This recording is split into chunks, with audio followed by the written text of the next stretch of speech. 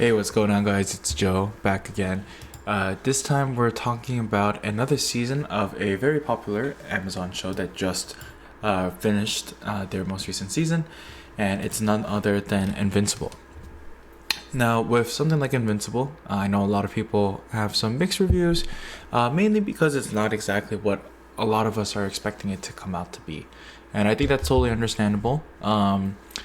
But I'd say overall, I give it a very. It was a very strong season. It was very. It felt a lot more action packed, a bit more than other seasons. It definitely felt a lot. You felt a lot more of the world building, where you realize that it's not just about Earth we're talking about here. We're talking about other planets, other people, other life forms, and all these kind of things, and especially seeing more of the Viltrumites and then seeing Thrag. Thrag is just such a menacing person. That is such an incredible character and voice acting that we saw throughout the season. Um, as usual, I'm gonna try to keep the first half of this little less spoiler, and then second half let's talk a bit more spoilers. Yeah, but definitely obviously we're seeing a lot of Mark's characters. We get to see to my surprise, a lot more of Omni-Man. So we see a lot more Nolan, and I think that's really cool because we see this sort of like redemption arc that he's going through. We see a lot of that from season 3, and it definitely carries over a lot in season 4, even more so. But it's very interesting. Even from the very first couple of episodes, you see a lot of setup. It's things are moving pretty fast. And this whole season honestly felt very, very fast, where it was like almost every episode it felt like there was like a fight happening. And I think that obviously like most other previous Invincible seasons were kind of like that. I think season 3 was more so like that. I think season 3 had such a fantastic ending with like Conquest and the Invincible War. Like obviously those two were like probably the best Invincible episodes to date, excluding season 4. Obviously I'll give my opinions on that, but actually, even considering that, I still consider those like last two episodes of Invincible like the best Invincible episodes to date. Anyhow, but definitely feels like and like maybe if you were to compare it to like other animes and stuff, it's like it feels like that, like the big old war arc, like how One Piece has like Marineford, and like I wouldn't compare it to like Naruto and like the third Ninja War, because that's like that's like a finale kind of arc. But it feels like in the middle of the season where a lot of big things are happening, and a lot of big things that that this a lot of these things, even as a viewer, a lot of the events that are unfolding are gonna cause events, like rippling events of what's gonna happen for the future of these characters. Now it's no Invincible season if Mark doesn't face his challenges, whether it's physical or mental, and I definitely feel like the stakes were even higher for him. It's just this guy just doesn't catch a break, and it honestly is a bit unfortunate. But I definitely did like seeing more of a focus on the other characters. It felt like they put a little bit on the brakes on Mark, where he felt at times, besides like the last couple of episodes, he felt at times like he was more of a side character, and I think that was fine, because I think a lot of times Invincible shines, the show shines a lot when we get to see the other characters. Mark as a whole, as a character, like some of the characteristic traits about him, we have seen in like other kind of characters. This like happy-go-lucky like teen slash young adult like Spider-Man. That's like who's always cracking jokes, who's like really strong but has like a good sense of morale. And you're seeing this, and there are obviously similar traits here and there, and I'm not gonna say that he's like exactly like that, but you feel more growth in his character in the sense that he's kind of becoming his own person. And I think from here it's a good point to say that I will talk a bit more about the spoiler aspects of the season, but you see him go down more of a bit of a darker route, and we saw glimpses of that in the third season, but even from the first episode when Mark just kills one of those like the host of the alien, and he possibly could have waited and like killed him, but we're seeing it from Mark's perspective at that moment, where it's like it's totally reasonable for why he did that. I'm looking at my episode list right here. Episode 2 was also great because we saw basically just an episode full of Nolan, and that's cool. Seeing the history about the Viltrumites, their weaknesses, learning about who they are, and also learning more about like the universe. Learning about more of these other planets, these other aliens, and all these other things. And you finally see for a glimpse that these Viltrumites don't seem invincible. They don't seem like they're gonna just go around just killing everything, because we know that like many times throughout the show that Mark is definitely outclassed every single way when it comes to fighting the Viltrumites. He's weaker than them, he's slower than them, he's not as experienced as they are, and it's definitely something interesting because we see these weaknesses coming out from these characters, and who better than to show that than Nolan. And episode 3 was great, episode 4 was also great. Episode 3 and 4 were probably some of my favorites because we see Conquest again. That's also crazy, seeing Conquest doing Conquest things, and that scene where Oliver is about to get smacked by Conquest is just insane. And seeing, or is it that episode, or is it might be a little bit later. I might be, no, it is that episode. Is it? Anyway, but I might be confusing it with one of the other episodes, but I do know also for sure that I will say episode 4 was something. Oh no, I'm sorry. It was I think it was like 5 and 6. I think that's what I was confusing it for. Episode 4 was definitely something that was like very slow. Episode 4, I think it was like when Mark basically went to hell, and then he kind of goes on this side quest, and I feel like Mark always needs these kind of episodes where he gets basically shit on for like 10 fights, and then he gets like one fight where he just like completely outclasses them. And I think that's always like the biggest issue with Invincible. I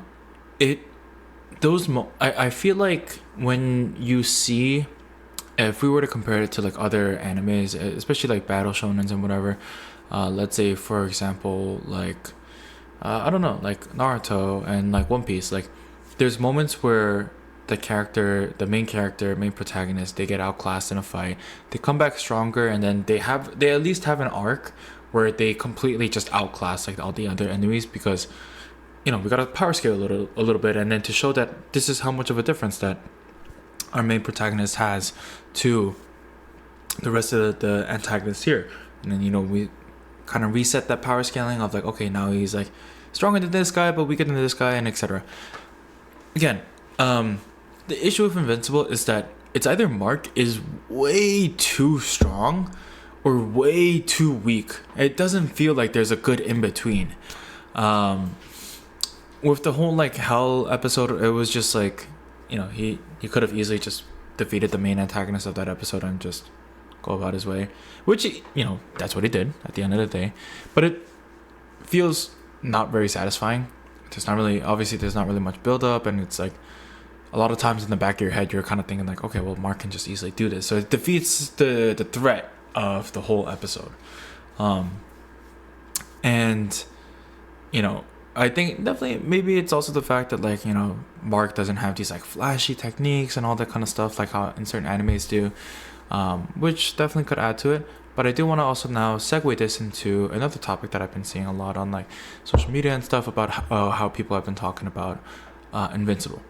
Biggest thing that a lot of people are upset about is the animation, and that's no secret. I'm sure all of you guys have heard already, and all of you guys already know the animation's not that great, and there's probably only the last 3 episodes where it kind of actually locks in a little bit, or maybe honestly maybe even after like episode 5 a little bit, but it's it has it doesn't feel very, it feels very lazy at times, and I think that's a little upsetting because I think in my opinion, not even I think I not I feel like a lot of people compare it so much to Japanese anime, like um, especially with like JJK for example, because that's the most recent of season of anime that's really popping right now. Each episode in Invincible is getting spent millions and millions and millions of dollars, and they are constantly pumping out these episodes like and these seasons every year, where it's pretty a lot of the animators don't have the time to really animate and make it really nice and really look good and all that kind of stuff. But you know, we're talking about Amazon here, so why are we trying to pump it out as fast as possible? I mean, you guys putting on all this money because to get these A tier, S tier voice actors, that's great. That makes sense. Like sometimes I'm watching the show and I completely forget that I'm watching Steven Yeun be the main voice actor, or like Seth Rogen being Alan the alien.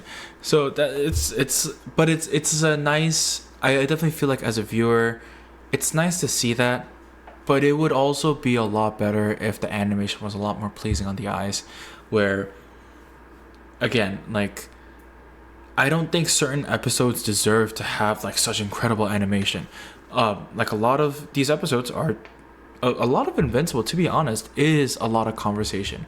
If it's not conversation, or like just world building and like a lot of incredible dialogue, and obviously I think that's basically the best highlight of Invincible. It's always the voice acting, the dialogue that's written, the chemistry between these characters and all and whatnot. That's always where I feel like it shines brightest, at least for the show, and I believe obviously for the comics as well. I haven't read too much of the comics, but I got decent knowledge about it. But it's a little unfortunate because the other half of Invincible is all fights, and it's no matter how big or small the fight is, there's a fight almost every single episode for season 4, short or small. So it feels like we should be having, equally as good quality of animation for these fights. Now to go into episodes 6 through 8, did we have a little bit better of animation? Yeah, we definitely did. 7 is definitely the best.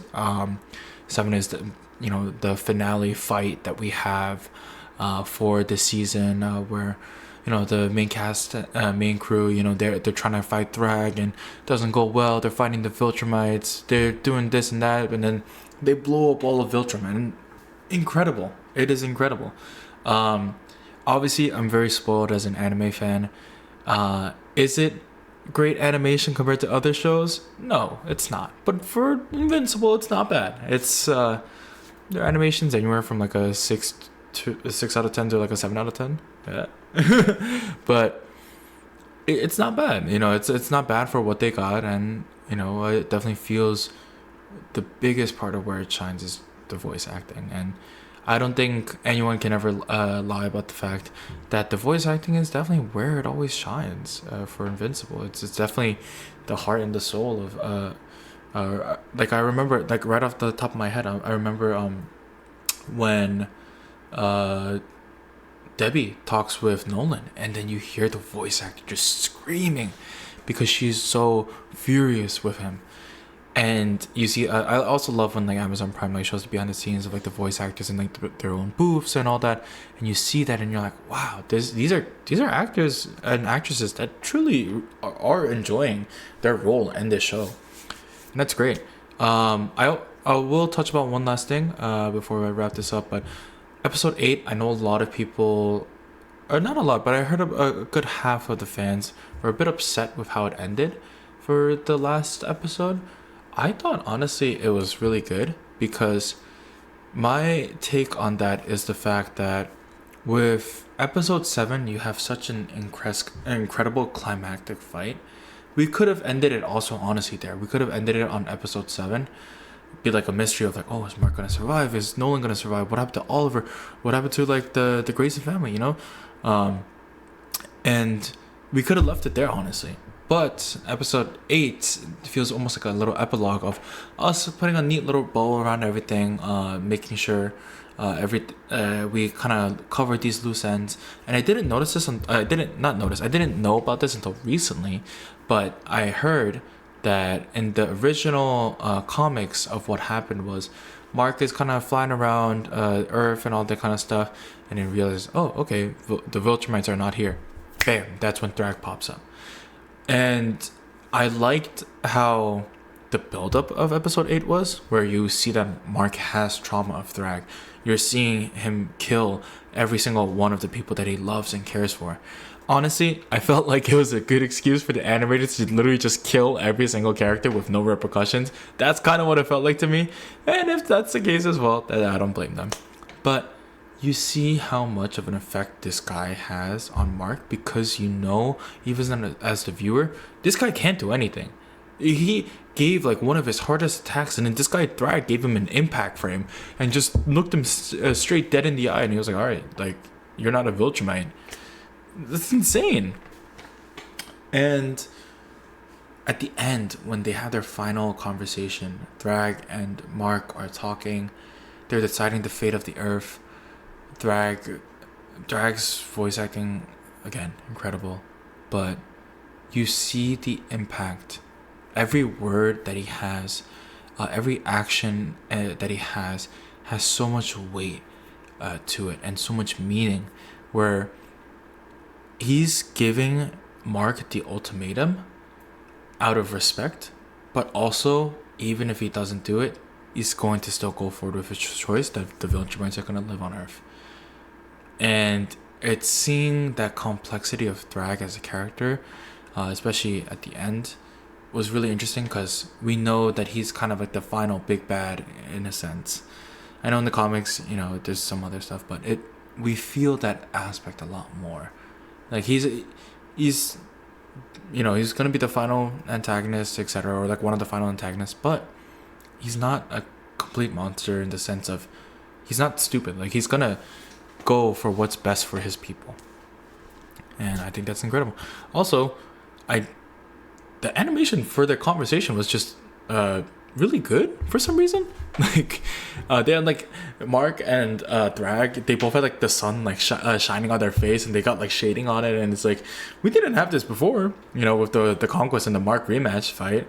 Like, but hey, I loved how it ended. Honestly, really great season. Really did like how action packed it was. Glad we kind of talked about that Viltrumite war and all that kind of stuff. I'm excited to see what's up next. I heard next season is not completely related to the Viltrum stuff, but we're going to be talking about a lot of other stuff. Some people I heard are already calling it filler. I know a little bit of details on what's supposed to happen, but I mean, I'm sure the animation studio will put a nice little bow on it and give us a nice little season that you know, that we deserve. But yeah, thanks for watching as always, and hope you guys are all enjoying Invincible as much as I am, and peace.